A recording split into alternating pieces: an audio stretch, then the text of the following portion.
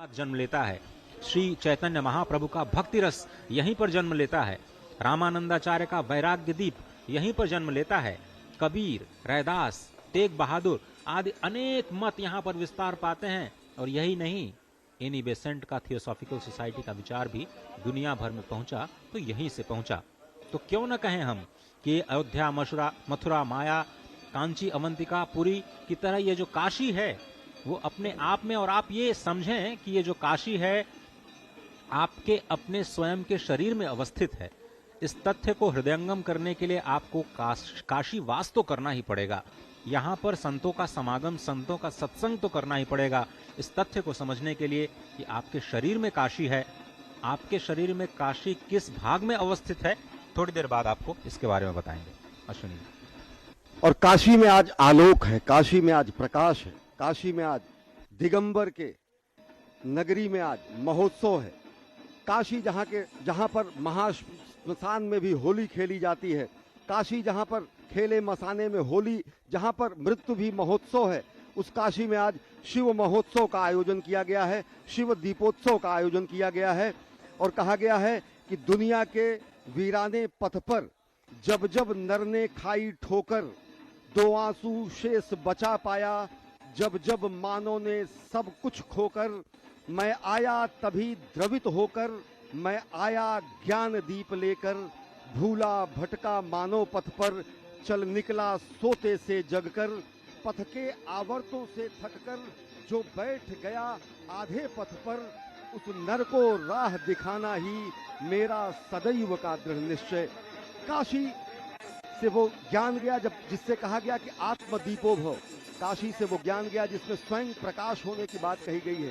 काशी से कहा गया कि आत्म प्रकाश बने, स्वयं प्रकाश बने, आत्मदीपो भव। काशी से ये कहा गया कि अपने मन को पूरी तरीके से शुद्ध करके, अपने मन को केंद्रित करके अपने लक्ष्य का संधान करना चाहिए। और समूचे सनातन संस्कृति का मर्म और समूचे सनातन संस्कृति का जो निचोड़ है वो यही है, विश्व कल्याण की कामना, विश्व कल्याण का भाव, जिसमें ये कहा जाता है कि सर्वे भवन्तु सुखिनः सर्वे सन्तु निरामया। ये विलक्षण हमारी संस्कृति है जो अपनी ही नहीं समूचे विश्व के कल्याण की कामना करती है। और आज ये विहंगम दृश्य आप देख रहे हैं कि किस तरीके से समूची काशी आज रोशनी से नहाई हुई है। गंगा में नहाने के बाद दिन में पूरे श्रद्धालुगण और अति विशिष्ट लोगों ने वो दृश्य देखे जब प्रधानमंत्री नरेंद्र मोदी ने गंगा की गोद में मां गंगा का अवगाहन किया, जल लेकर वो सीधा गंगा जल लेकर भगवान विश्वनाथ के धाम में पहुंचे और उन्होंने जलाभिषेक किया। वह दिव्य और भव्य आयोजन तो था ही, और यह भी विलक्षण है जब आप देख रहे हैं कि किस तरीके से रस्म तरंगड़ियों के रूप में गंगा की लहरों पर आज सनातन संस्कृति के दिव्य स्तंभ और हृदय स्थल में आज गंगा की लहरों पर सांस्कृतिक संक्रांति का महाकाल लिखा जा रहा है। सांस्कृतिक संक्रांति का आज दिन है और आज सांस्कृतिक चेतना के नए युग का सूत्रपात है, और उसी की झलक गंगा की लहरों में भी है, उसी की झलक काशी की काया में भी है, उसी की झलक काशी के कलेवर में भी है। And the day of spiritual awakening, spiritual revival celebrated on the ghats of holy Ganga in the temple town of Kashi. Shiva Deepotsav being celebrated as Kashi Vishwanath Temple. Dham gets renovated in a manner to accommodate more devotees, in a manner to welcome more devotees, in a manner to shine once again as the spiritual center of the nation. Kashi in its heart also captures the diversity of the nation. The devotees, the believers say, God's created this city to live with the humans. This is the Nagari of Baba Bholenath, one of the oldest living, growing city in the world, a spiritual capital, but also the center, a leading center for trade, for learning in the country. Many of us would talk about Kashi, Varanasi, Banaras in the context of the beautiful Banarasi saris, the silver articles, thousands of temple, and even many more years and centuries of devotion, all captured in this glittering lights of Shiv Deepotsav celebrations. Kashi is home to diversity of the country, a symbol of Hindu-Muslim unity, the town of Sant Kabir.